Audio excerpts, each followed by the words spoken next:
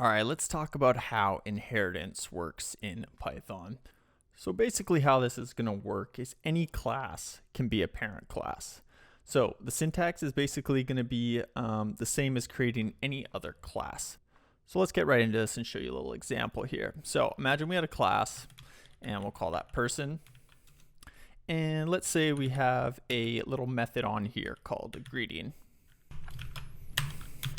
And we pass in self here like always. And then below here, we're just going to print out a greeting, and it's going to say hello.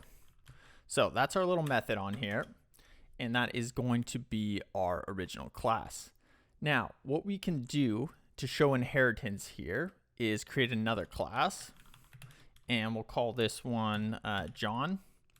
And then right here, we're going to pass in the person class here like this. And now it's going to be available within our John class right below. So we can go like this and give it, say, def name, and we'll just go like this.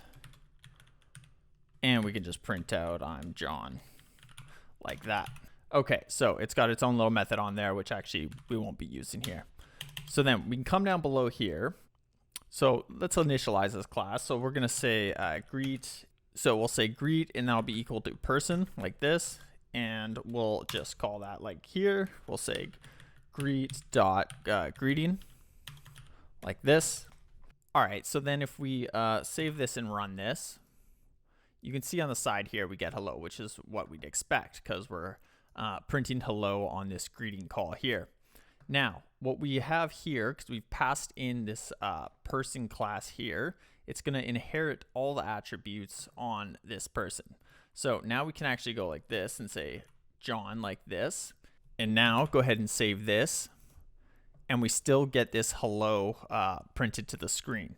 So what's happening here is John is inheriting all the methods off this person class. And that's why we have this dot greeting available to us.